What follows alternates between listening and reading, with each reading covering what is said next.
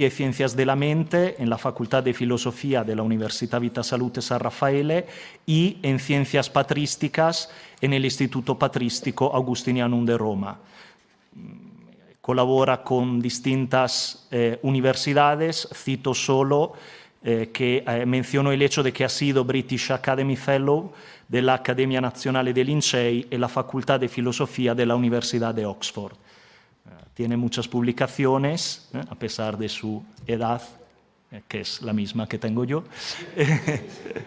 Y sobre todo las dos que yo más habitualmente manejo, la edición del comentario de Orígenes al Evangelio de San Juan, de la Bompiani, de la editorial Bompiani, y Orígenes y la filosofía greca de la Morcelliana. Entonces tenemos ya ganas de escuchar, y su ponencia tiene el título de ¿Existe una creación eterna en Orígenes?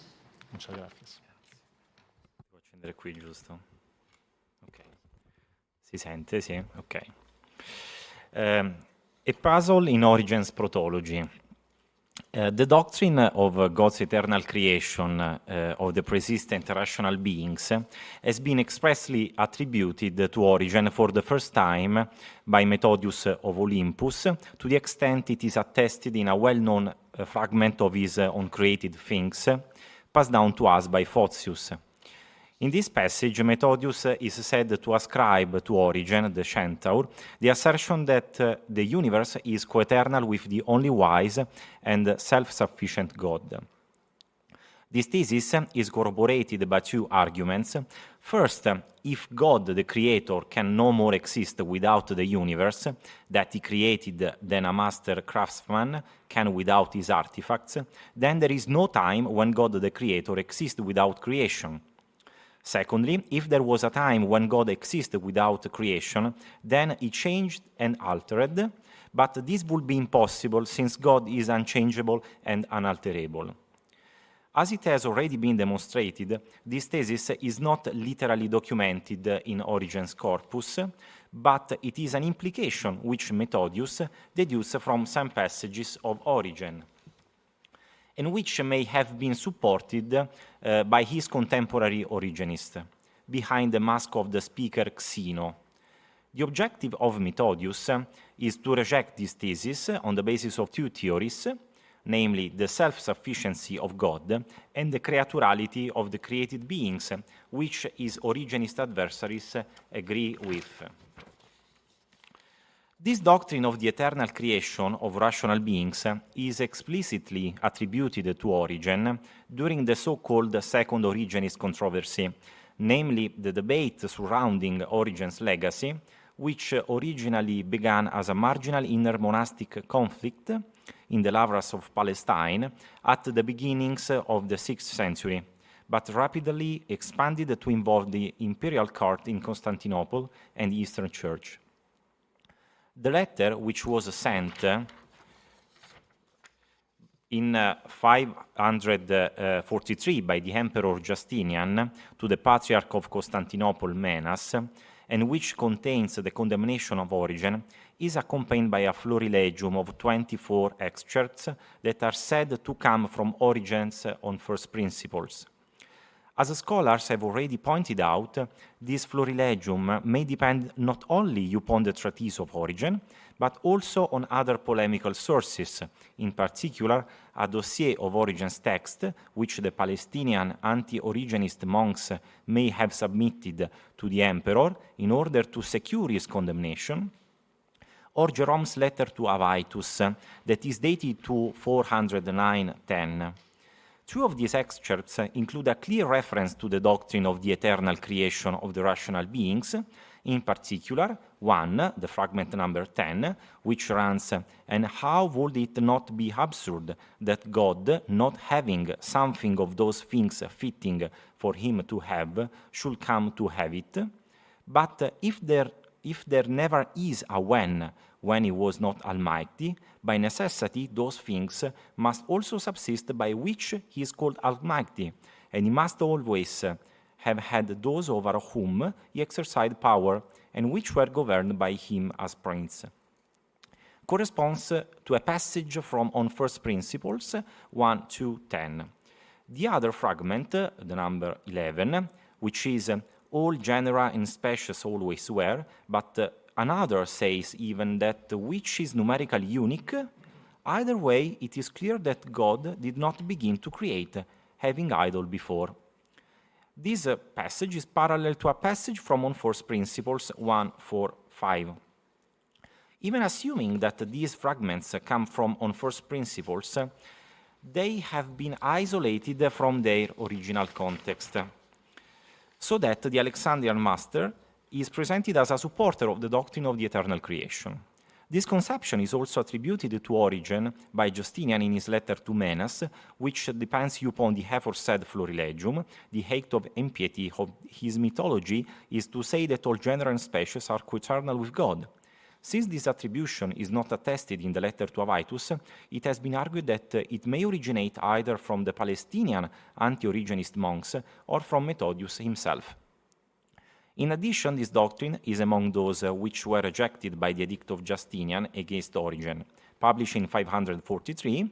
In particular, the Act Anathema condemns those who hold that creation is coeternal with God. In sum, the accusation of Origen of supporting the theory of the eternal creation of the rational beings is clearly documented in the circumstance of the first condemnation of Origen in 543, and it is grounded on two passages, possibly coming from On First Principles and isolated by an anti-Origenist anthology. The chief objective of this paper is twofold. On the one side, to demonstrate that the theory of the eternal creation of the rational beings is a misinterpretation of Origen's conception of the creation of rational beings, which is attested both in Methodius and in the anti-Origenist party during the second Origenist controversy. On the other side, to formulate the hypothesis that Origen considers the creation of the rational beings neither eternal nor temporal, but he applies to it a notion of temporality that is neither eternity nor time, and that originates from Plato's Timaeus and is found in the philosophical literature of the imperial period.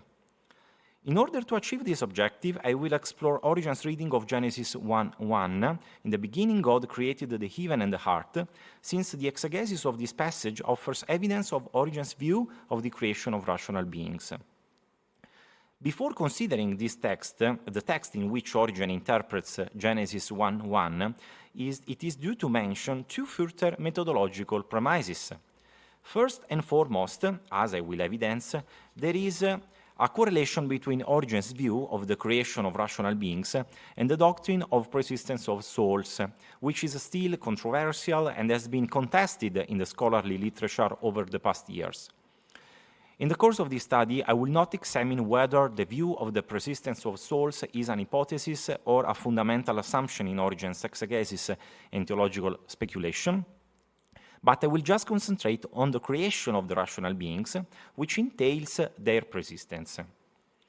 Secondly, regarding Origen's interpretation of Genesis, he devoted to this book 16 homilies, delivered in Caesarea in 240s, and passed down to us only in the Latin translation by Rufinus, dated to 403-5, and a commentary in 13 books, which was started before his departure from Alexandria in 232, at approximately the same time that he began the commentary on John and his own first principles, and was completed in Caesarea in around 233-34.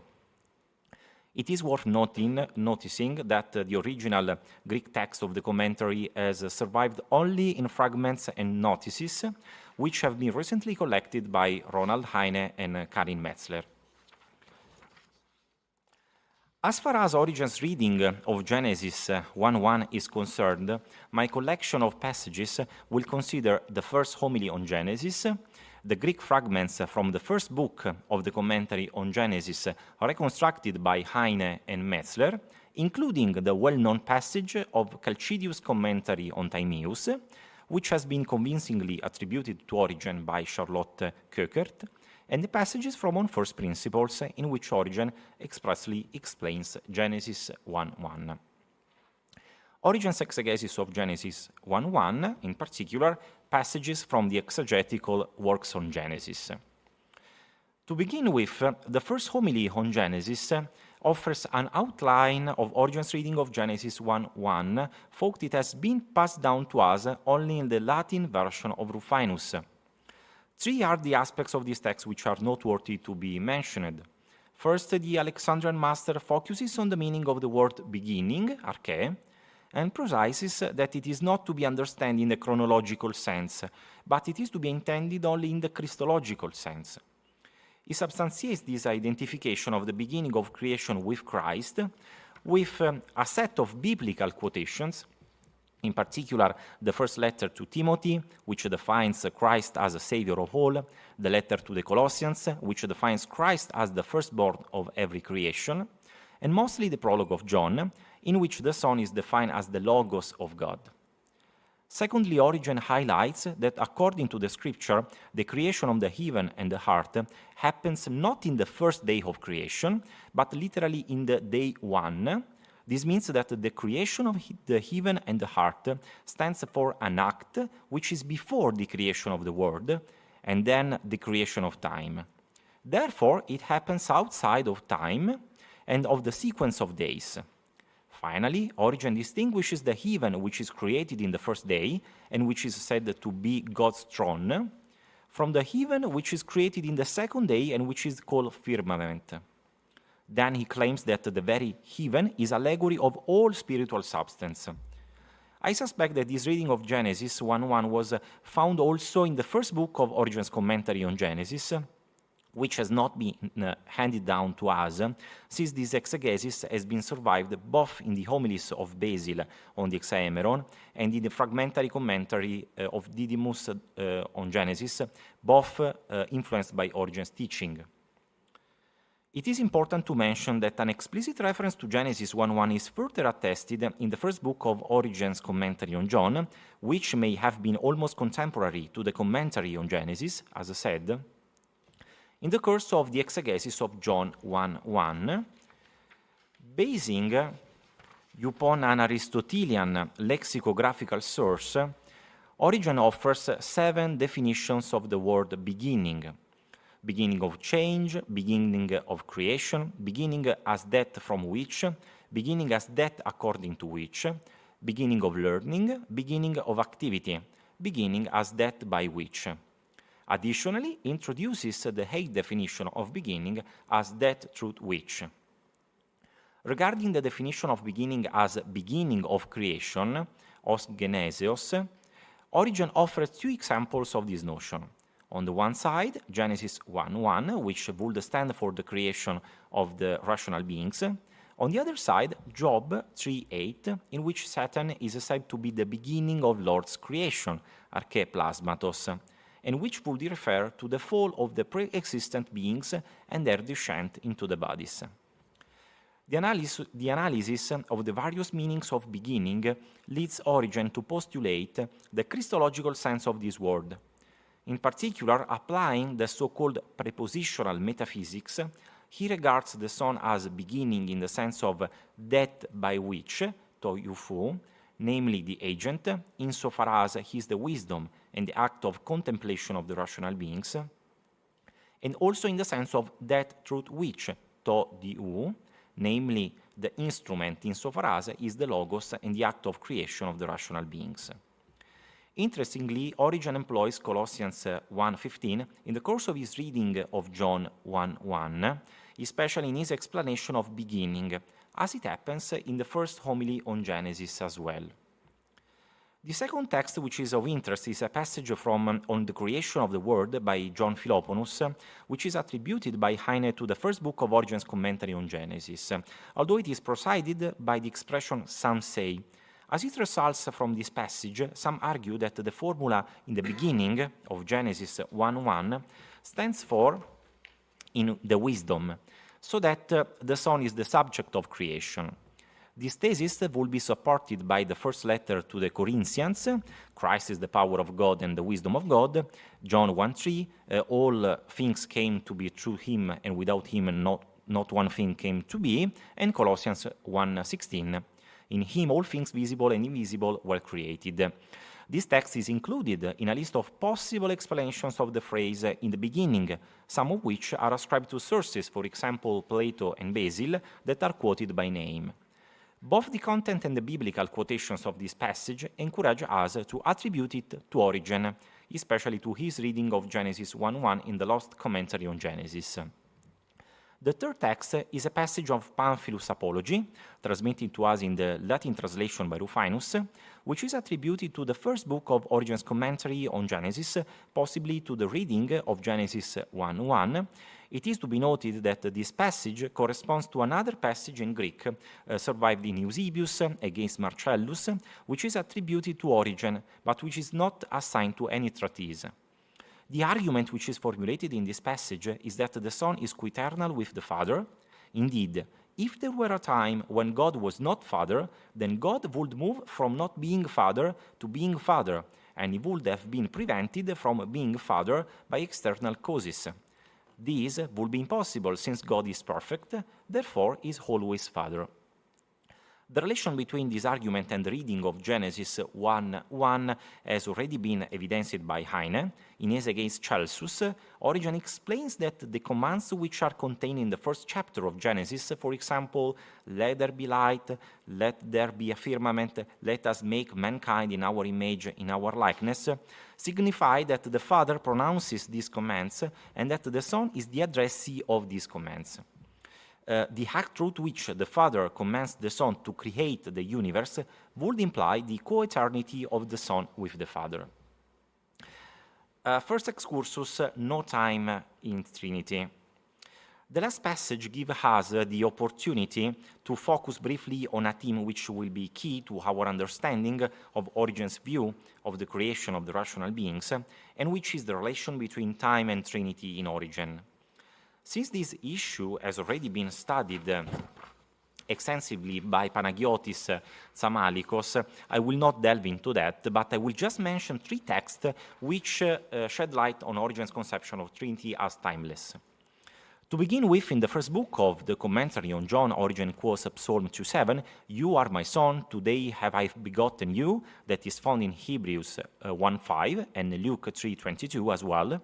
He says that according to the literal reading of this passage, the expression today, Semeron, would suggest to postulate that the relation between the Father and the Son and the generation of the Son from the Father is in time. Nevertheless, Origen rejects that the Father and the Son and the generation of the Son are in time, and offers an allegorical and analogical reading. By allegory, the word today signifies the act of the generation of the Son from the Father, which is timeless and always. By analogy, the time which is evoked by today stands for God's unoriginated and eternal life. The second passage is found in the first book of On First Principles in the course of his interpretation of the nature of the Holy Spirit. On the basis of John 14:26, Origen wonders whether the Spirit knows through the Son's revelation. His solution is that since the Spirit is included in the Trinity, that is always, and since there is no progression from ignorance to knowledge in the Trinity, then it is impossible for the Spirit to pass from ignorance to knowledge. This argument leads the Alexandrian master to speculate once again about the real meaning of the temporal predications when they are applied to the Trinity. Given that there is a difference between noun, nomen, and meaning, significatio, as stated by the Stoics, the temporal predications, for example, always and was, may also stand for something that is beyond time, for example, when they are applied to the Trinity. The third and last passage is again from On First Principles, in particular from the fourth book in the course of the final recapitulation. For Origen, the temporal predications, for example, when and never, may be applied to things which are external to the Trinity, while the Father, the Son, and the Spirit transcend all time and all ages and all eternity. Supra omne autem tempus et supra omnia saecula et supra omnem eternitatem. In such a way that they exceed all comprehension of understanding, not only temporal, but even eternal. Not solum temporalis, verum etiam aeternalis. I personally agree with Manlio Simonetti, who suspects that the original Greek included an endiadis, in particular the words chronos and aion, which Origen generally employs as synonyms, and which Rufinus may have translated with three terms, tempus, saecula, and aeternitas. In sum, this collection of texts proves that Origen postulates a correlation between Trinity and eternity, that is, the Father, the Son, and the Spirit are eternal, and what is eternal belongs only to Trinity. Therefore, what is external to the Trinity is in time. This leads us to exclude that the creation of the rational beings is eternal, and to put forward the hypothesis that it happens in time. In this respect, I'm not persuaded about the view which assigns to Origen the doctrine of the eternal creation of rational beings on the basis of a parallel to Plotinus' theory of the ideas of individuals. Plotinus argues that each rational being has a counterpart in the intelligible world, the so-called undescended soul, originated from the intellect, which is the idea of the individual, and it is individual itself, while for Origen the creation of the persistent rational beings entails the fall of these beings from their persistent state into the sensible world, not their persistence in the intelligible world. Passages from On First Principles. Before going ahead with the exploration of the passages which contain Origen's reading of Genesis 1:1, I want to go through a fundamental text that contributes to our understanding of Origen's conception of the creation of the rational beings, namely On First Principles 1:4-3-5. It is worth recalling that one of the excerpts from this treatise in Justinian's letter to Menas comes right from this section. Origen's starting point is an hypothesis.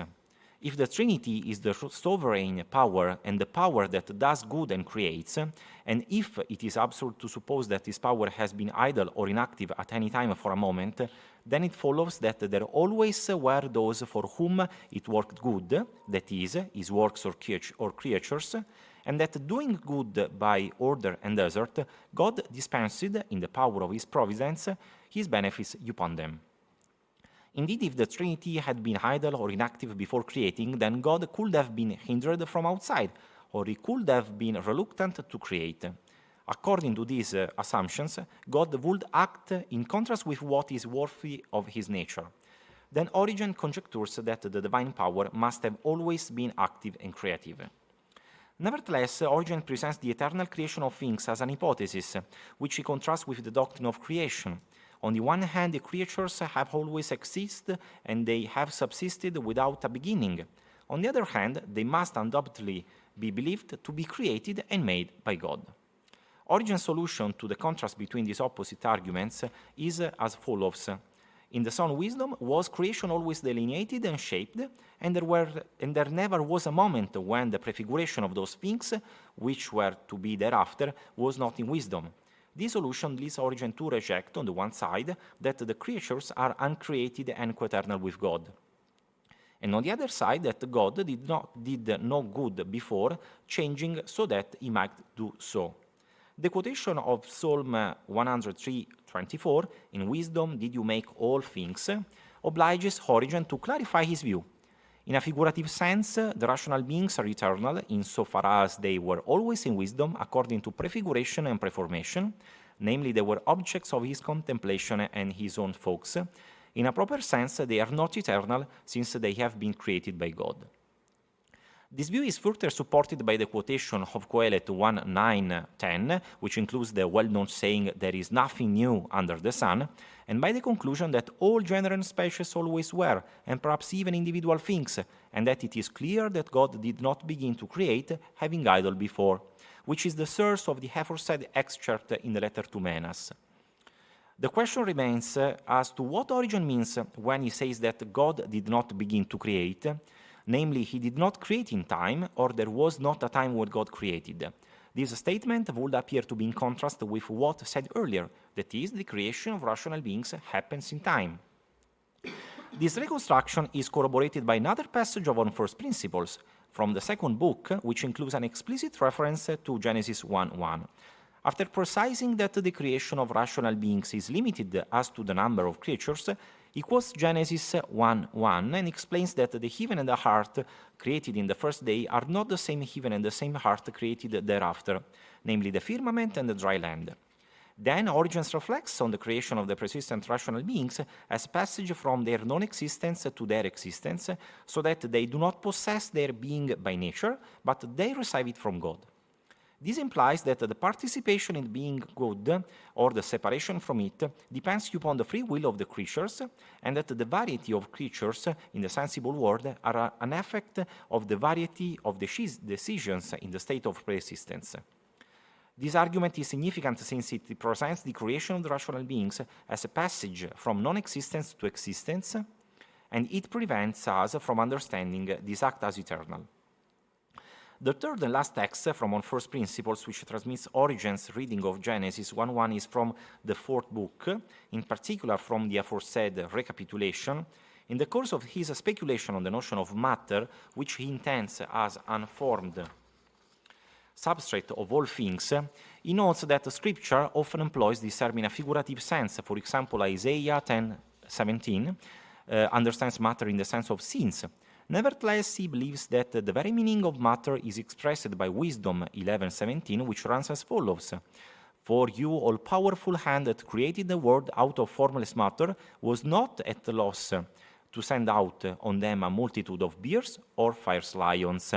Then he combines this quotation with Genesis 1:1-2 and claims that Moses indicates with the sensible and with the invisible and shapeless heart nothing but the unformed matter.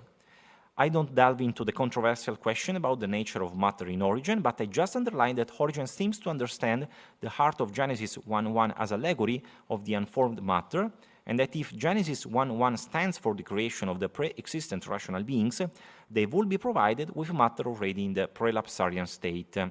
This doctrine will be confirmed by Origen's belief that only the Trinity is absolutely incorporeal. To sum up, the above passages of On First Principles, especially Origen's exegesis of Genesis 1:1, outline the creation of the rational beings as a movement from their non-existence to their existence. The heaven and the heart of the first day are allegory of the rational beings and their matter in the prelapsarian state. In this perspective, the eternal creation is mentioned as an hypothesis, which is definitely excluded. Further, as it is evident from On First Principle 368, Origen applies to the heaven and the heart also the eschatological meaning of the rational beings and their matter in the apocatastasis. Echoes of Origen in Chalcidius. As said at the beginning, a passage from Chalcidius' commentary on Timaeus takes up exegetical and doctrinal material which is found in Origen. First of all, Chalcidius appeals to the Jews who believe that matter is created according to Genesis 1:1 and quotes three Greek translations of the original Hebrew text, in particular that of the Septuaginta, that of Aquila, and that of Symmachus. Then he adds that Origen believes that the Greek translations differ greatly from the original Hebrew text, which would run, but the heart was lying in speechless admiration. Notwithstanding, all these versions agree, Chalcidius says, in rejecting the interpretation of beginning in the sense of temporal beginning, since time is created together with the sensible world. Then he emphasizes that beginning is equivocal and offers a collection of biblical quotations which contain various meanings of this word. Proverbs 1:7, 9:10, 16:7, which is also attested in Origen, Sirach 29:21. Chalcidius concludes this collection with Proverbs 8:22-25, in which the wisdom is said to have been made as beginning of creation and before the creation itself. This last quotation leads Chalcidius to understand the beginning of Genesis 1:1 as the wisdom in line with Origen. Regarding the meaning of the heaven and the heart, Chalcidius explains that the heaven and the heart, which are created in the first day, are not to be intended as equal to the heaven and the heart, which are created thereafter, respectively the firmament and the dry land. This argument reminds us of Origen's view. After recalling the exegesis of Philo, who argues that the heaven and the heart stand for the paradigms of the sensible world, he quotes the view of others who, basing upon the scriptures, think that since all things have a double nature, namely an intelligible and a sensible one, the heaven and the heart signify two natures. One is the immaterial nature, the other is the substance of bodies, that is called by the Greeks eule. This claim reminds us of what Origen himself says on First Principles 3:6-7. God created two universal natures, a visible that is a bodily nature, and an invisible nature which is bodiless. For the passage of Chalcidius does not pass to us the ipsissima verba of Origen, both the terminology and the arguments remind us of his exegesis of the opening verse of Genesis, namely the interpretation of beginning only in the Christological sense, the same biblical quotations of Origen, and the understanding of the heaven and the heart of the first day as respectively the intelligible creation and the prime matter. Second excursus, no time outside of the world. Before formulating a possible response to the question about Origen's view on the creation of the pre-existent rational beings, it is worth mentioning his conception of time. In this respect, Tsamallikos has evidenced the philosophical depths of Origen to the Stoics. Nevertheless, in my opinion, the Alexandrian master disagrees with the Stoics about at least two aspects of the conception of time. First, the Stoics consider time as non-existent, while Origen intends it as a creation. Then he attributes to time the existence. The Stoics believe that only the bodies exist. They nonetheless postulate the existence of the so-called canonical incorporeals, namely time, space, void, and seiebles, which are said to subsist euphestanai, namely to be provided with a form of existence which is inferior to the very existence euparchein of the corporeal things. On the contrary, Origen argues that since God is the source of being, as it results from Exodus 3:14, and since all things have been made through the Logos, as it results from John 1:3, and therefore partake of the being, then time itself is created through the Logos and partakes of being. In the second book of his commentary on John, Origen identifies the Father as that by which, the efficient cause, and the Son as that through which, the instrumental cause, and quotes Hebrews 1:2, at the end of days he has spoken to us in a Son whom he has appointed heir of all things, through whom also he made the eons, as evidence of the creation of time by the Father through the Son. He says, God has made the eons through the Son, since the only begotten had the truth whom, when the eons were made. So here too, therefore, if all things were made through the Logos, they were not made by the Logos, but by one better and greater than the Logos. In contrast with the Stoics, Origen conceives of time as a creature which is made by the Father through the Son, and which participates in the being, namely the Father through the Son. Secondly, the Stoics regard time as an epiphenomenon of the bodily world, while Origen postulates a correlation between time and world. Plutarch preserves a very well-known, though still controversial, notice on the Stoic notion of time, in which present is said to exist, euparchein, since it represents bodies that are actually existent, whereas future and past are said to subsist, euphestanai, since they represent bodies that are not actually existent, but that no longer exist or do not exist yet. Therefore, the Stoics do not consider time as coextensive with the world. This is a breaking point with Origen. Indeed, the Alexandrian master believes that time is correlative and coextensive with the world.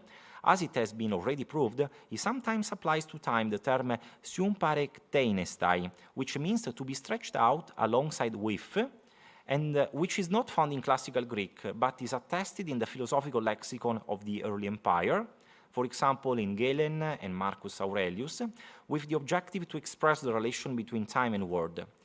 The occurrences in which Origen applies this term to time encourages us to think that intense time, in line with Aristotle, who defines time as number and measure of motion. In sum, both the assumption that time is created by God through the Logos and the assumption that it is correlative and coextensive with the sensible world lead us to conclude that, according to Origen, there is no time outside of the world. A time before time. The exploration carried out so far has evidenced first that the creation of the pre-existent rational beings is to be understood neither as eternal, because only the Father, the Son, and the Spirit are eternal, and because it implies the passage from non-existence to existence, nor as temporal, since time is coextensive and correlative with the sensible world. I suspect that Origen applies to the creation of the pre-existent rational beings a temporality which is neither eternity nor the worldly time, and which will be a time before time, an atemporal temporality. I argue that this conception of temporality goes back to Plato's Timaeus, especially to a well-known passage of this dialogue, and it is documented in the philosophical debates during the early imperial period. At Timaeus 37d3, 38c3, Plato says that the demiurge creates time as a movable image of eternity and concomitantly creates the heaven. Indeed, he precises that the days and nights and months and years exist not before the heaven came into being, and that the time came into existence along with the heaven, to the end that having been generated together they might also be dissolved together, if ever a dissolution of them should take place. Nevertheless, according to Timaeus 30c1, 37c5, before creating time and heaven, the demiurge is said to have already shaped the pre-existent matter and conflated the four elements of fire, earth, water, and air, and given to the world the shape of a sphere and the circular movement, and created the world soul as blending of the natures of the same, the other, and the being. If this passage is interpreted in a literal way, it implies the existence of a temporality which precedes the time made together with the heaven. Such reading is attested in the philosophical debate in the imperial era. For example, two fragments of Atticus passed down to us by Proclus preserve this theory of a time before time in Plato's Timaeus. Regarding the former, Proclus quotes the view of some Middle Platonists, in particular Plutarch and Atticus, who understand Timaeus 28b57, the famous and discussed text in which Plato wonders whether the world is generated or not, in a literal sense, namely chronological sense, and underscores that they argue that there is a motion before the motion which pertains to the sensible world, and then there is a time before the cosmic time. Concerning the latter, again Proclus attributes to Atticus the belief that, according to the aforesaid passage of Timaeus, a motion and a time precede the motion and time which follow the creation of the heaven and the celestial bodies. In addition, both the Middle Platonists Severus and Harpocration postulate the existence of a pre-cosmic time preceding the cosmic time, since they intend Timaeus 28b57 in a chronological sense, namely they state that the demiurge brings forth the world in a precise time, which implies that there has been a time before this chronological before this chronological act. This reading is implicitly evoked by the Middle Platonists, as for example Taurus, who formulate an allegorical interpretation of this passage of Timaeus. Further, it is important to note that in Against Celsus 6:56-16, the Middle Platonist Celsus, who appears to reject the literal reading of Timaeus, criticizes the Jews and the Christians, who, basing upon the narrative of Genesis, argue that the creation happens in 6 days, and especially that there is a time before the time made together with the firmament and the celestial bodies, created respectively in the 2nd and 4th day. Origen attacks Celsus' argument as a superficial interpretation, evokes his allegorical reading of Genesis, and states that the time before the creation of the firmament and the celestial bodies is different from the time created together with the firmament and the celestial bodies. Indeed, the heaven and the heart, which are said to be created in the day 1, are not the same as the heaven and the heart which are said to have been created in Genesis 2:4, after the ephemeral creation. It is curious that according to this reconstruction, Origen's allegorical exegesis of Genesis 1:1 aligns with a conception of temporality which originates from the literal exegesis of Plato's Timaeus in the philosophical discussion of late antiquity. Conclusion. This collection of passages from Origen's exegetical writings on Genesis and his own first principles, in which he comments on Genesis 1:1, in the beginning God created the heaven and the heart, has led us to two main conclusions, two main outcomes concerning Origen's conception of the creation of the pre-existent rational beings. On the one side, Origen is persuaded that the creation of the rational beings is neither eternal, since eternity belongs only to the Trinity, nor temporal, since time is created together with the sensible world. Nevertheless, since the creation of the rational beings implies a passage from non-existence to existence, Origen postulates a form of temporality which is neither eternity nor worldly temporality, but it is intermediate between them and precedes the creation of time and world. The pre-existent rational beings would be created by the Logos in this time before time, or in this atemporal temporality. As seen, this notion of temporality originates from Plato's Timaeus, and it is documented in Middle Platonism. On the other side, the belief that Origen has supported the doctrine of the eternal creation of the rational beings, which is found in the Origenist controversy, proves to be either the misunderstanding of Origen's theory or a polemical manipulation of his thought, grounded upon the isolation of some hypothetical passages in his writings. Thank you very much for your attention. Thank you.